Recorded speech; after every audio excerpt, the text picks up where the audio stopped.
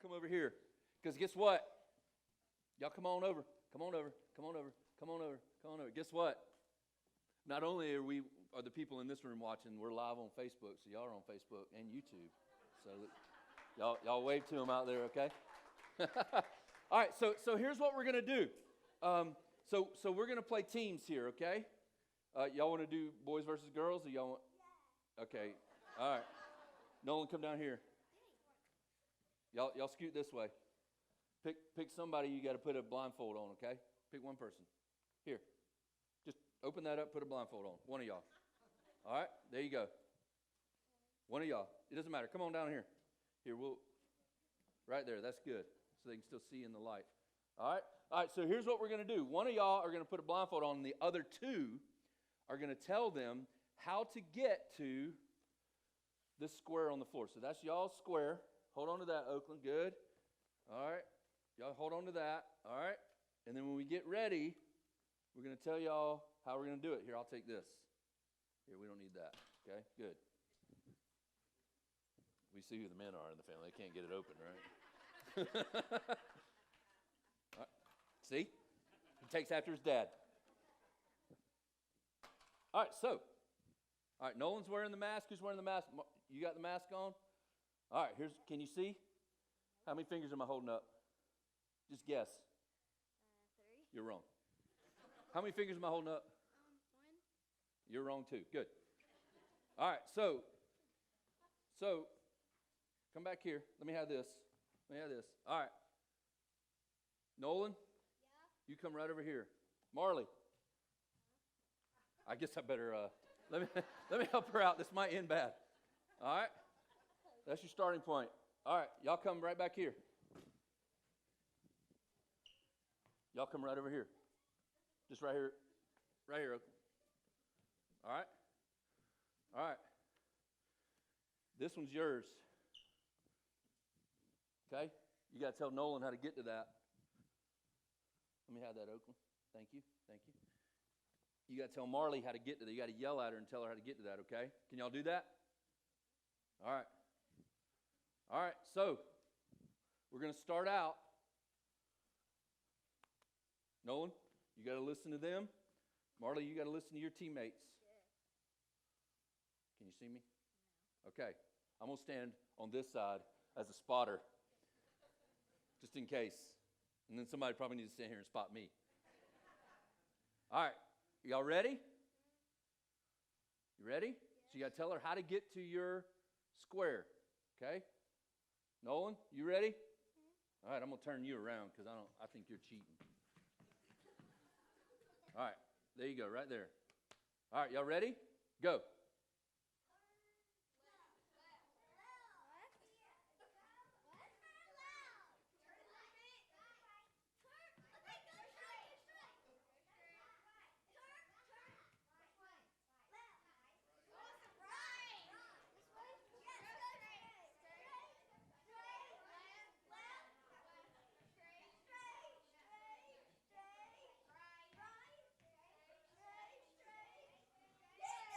Ooh, that was close.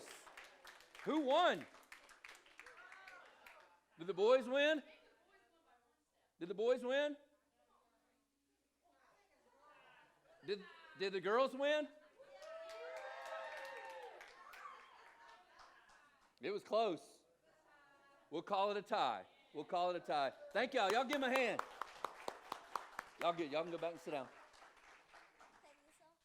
You can keep it. Maybe you need to sleep better at night. I know you got a baby in the house. So maybe your dad needs it. I know Nolan's dad doesn't need it. I can fall asleep before anybody. You give me enough minutes, I can put a recliner right up here and fall asleep in front of y'all. So, but it is good to be back in church, and we're going to relate what was just happening here in a second. But you know, it's funny. This week I went to the eye doctor because something happens after I got over the age of 40 that I can't. The focus on my eyes doesn't work as well.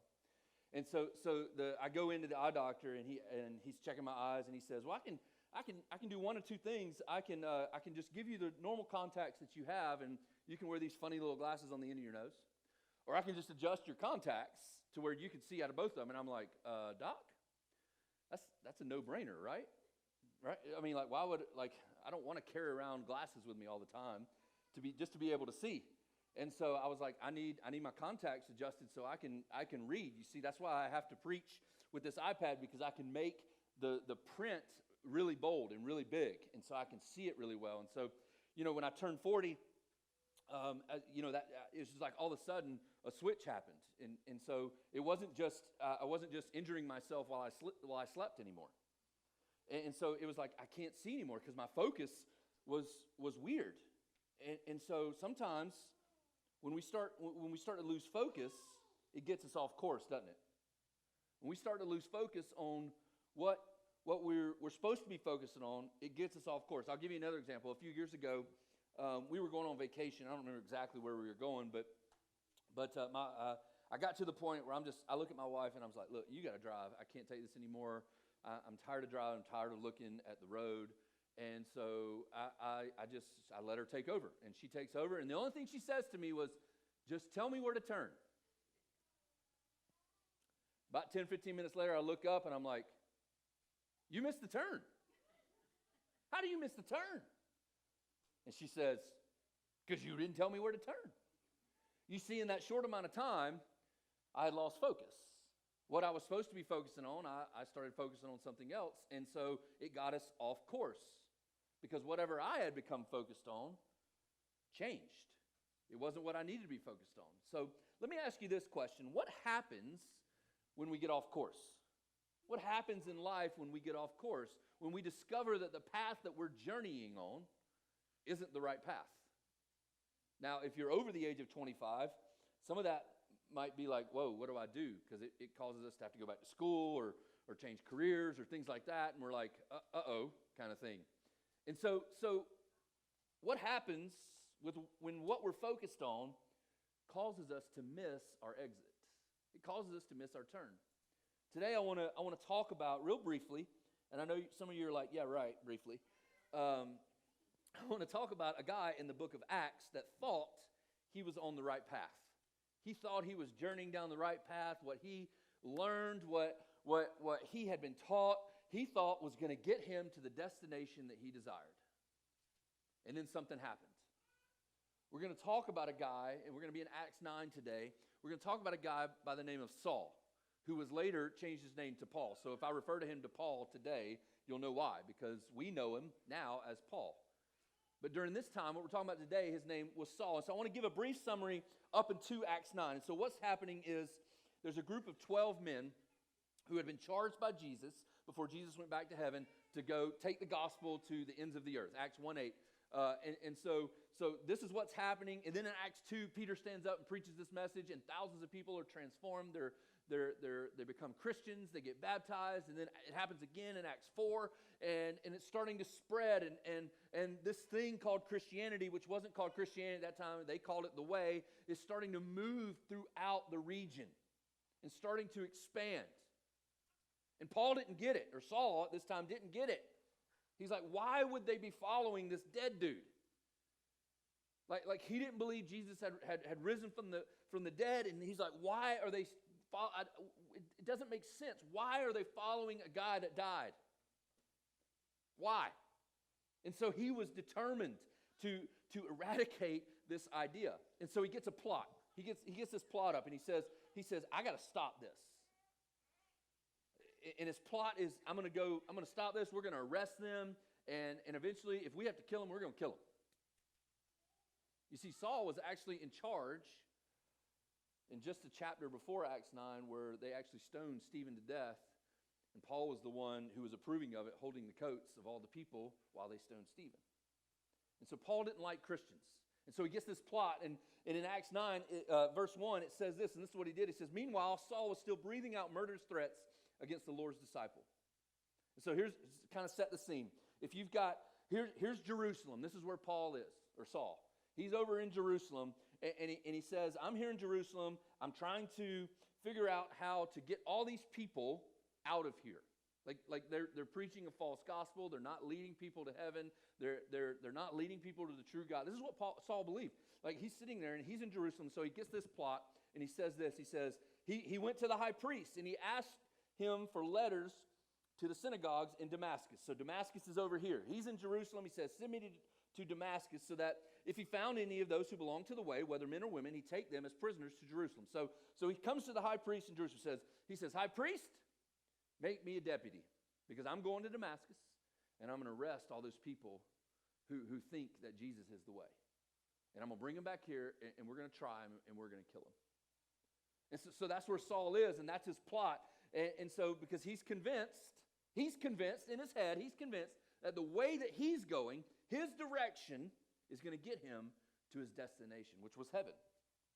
And so verse 3 says, as he neared Damascus on the journey, suddenly a light from heaven flashed around him. He fell to the ground and heard a voice say to him, and I always love this because I always like interjecting, like, what's the voice sound like? Because we always think, don't we? We always think like Jesus when he shows up, because this is Jesus that's about to talk. When he shows up, he's like, Saul, Saul. Like, because that's how you hear it on all the, like. But I think this was a little different. I think it was Saul. Hey, Saul, why do you persecute me? I think it was sincere. I think he was trying to understand. Jesus was like, bro. And then Saul says, who are you? And that's when Jesus answers. He says, I'm Jesus whom you're persecuting.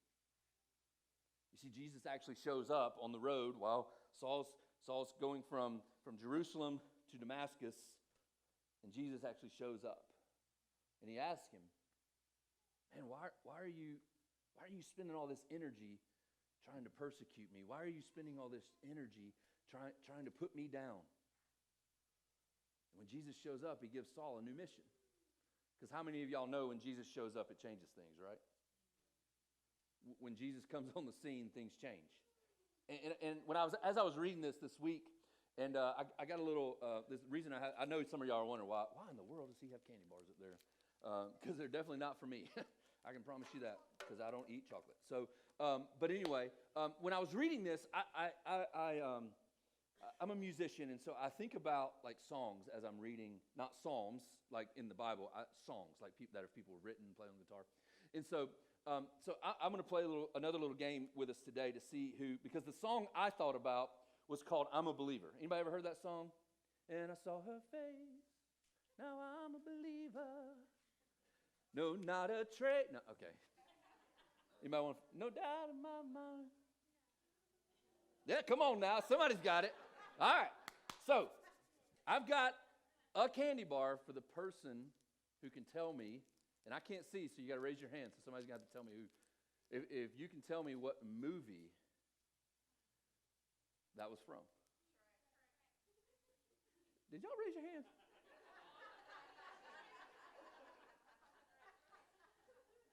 All right, come. Here's your candy bar. I'll give you choice. You're first.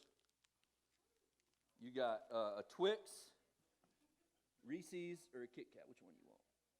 Oh, all right. All right, question number 2 for I'm a Believer. Now, kids, you might have to ask your parents on this. And if your parents, you might have to ask them. If you can tell me the band that sang that song first. All right. Come on. Which one you want? I'll throw it to you.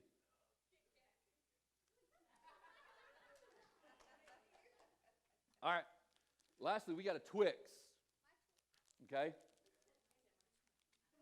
If you can tell me who wrote the song, I'll give you this Twix and a T-shirt over in the cafe. You can't look it up. Don't be getting on your phones and looking it up. Benjamin Franklin is not it. Look, y'all got to answer because I'm not going to eat this thing. Nope. I'll give you a hint. I recently said I love this guy on... Yeah, Neil Diamond. I think she might have cheated because I said it during the week. Because I know her dad wouldn't have known that. There you go. Yeah, thank you. Hey, don't share that with your dad.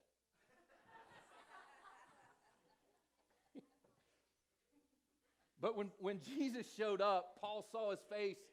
He became a believer.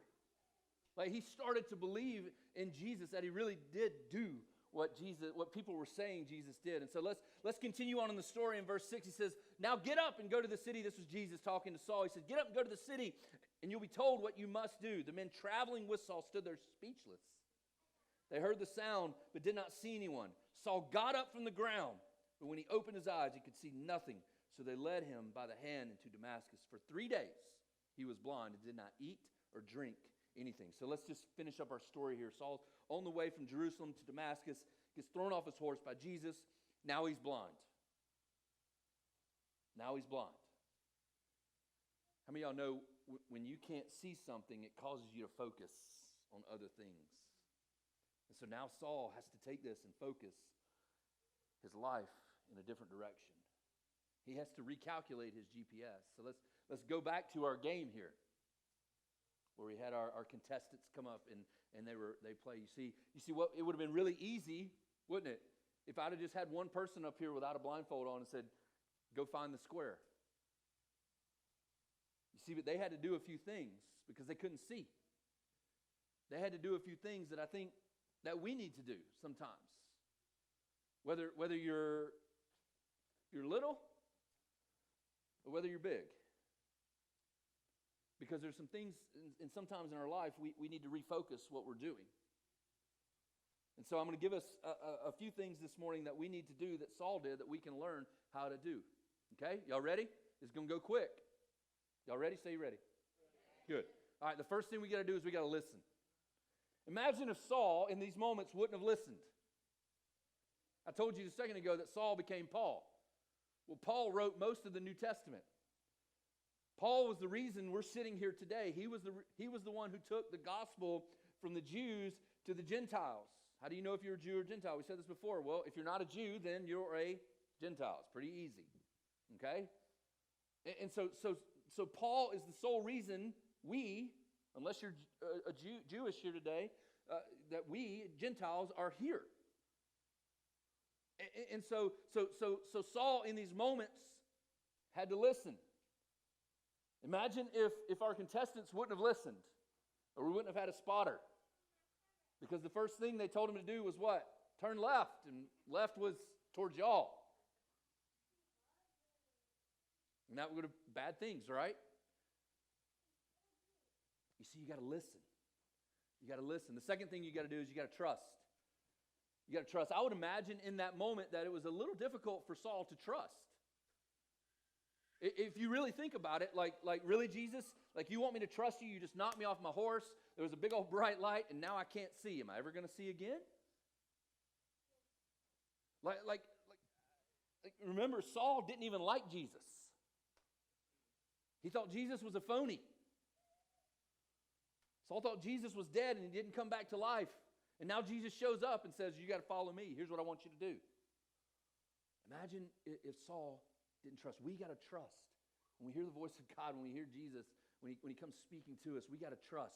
You see, knowing Jesus, when you come face to face with Jesus, you become a believer. It changes all that. Knowing Jesus changes everything. The last thing that Saul had to do is he had to obey.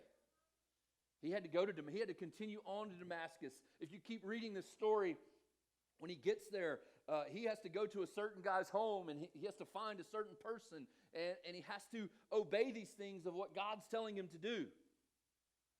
Because in life, I know many of us know this, we listen, and we can even trust, but the hardest part is obeying. You see, our contestants up here, they could have just listened. Yeah, I hear you. And I trust that's where I need to go, but I want to stay right here. I'm good right here.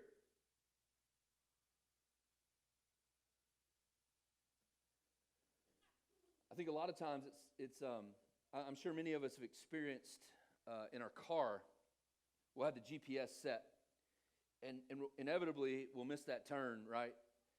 Because it sneaks up on us, and I'm convinced, like, I still don't understand, like, why the GPS doesn't tell you, hey, turn at the next street, or turn at the next stoplight. It always tells you the street name, and I'm like, I don't know what the street name, I can't see that far. Remember, my focus is terrible. But what does it say? When you miss that turn, what does it say? Recalculating. Right? Recalculating. You see, a lot of times I think, what if we hear our GPS and we trust it, but we don't listen to it. We don't obey it. We don't actually follow what it's saying. We don't actually follow through with what it's saying. We just keep going.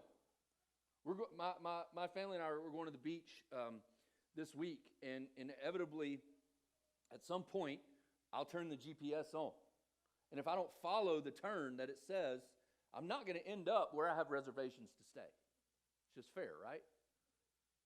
And it'll take me a lot longer because I'll end up, somewhere in South Georgia, I'm sure. You see, we've got to follow what the GPS is telling us to do. We've got to follow the direction that we're going in. And the last thing, I told you 3 things, but I'm going to give you a bonus one this morning because as followers of Jesus, I think there's a few things that we neglect to do sometimes. We neglect to check in. And so we got to check in.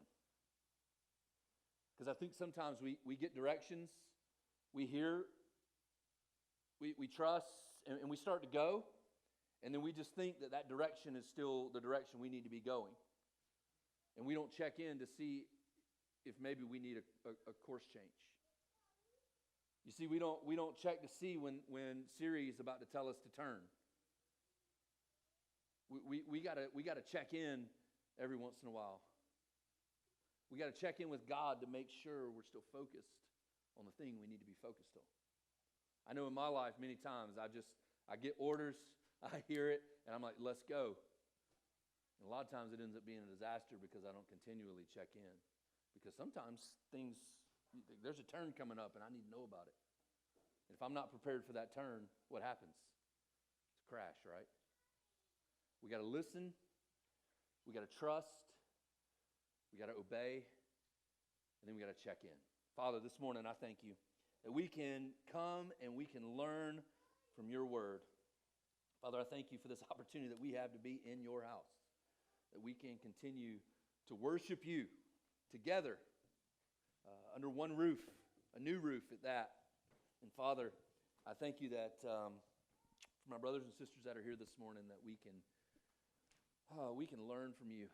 And we can learn from the examples that you set forth in your word. Father, help us to focus on the things that we need to focus on. Father, help us to focus on you. God, help us to listen. God, help us to trust. Help us to obey. And God, along that path, help us stay focused by checking in with you. Father, we love you and we thank you. In your name.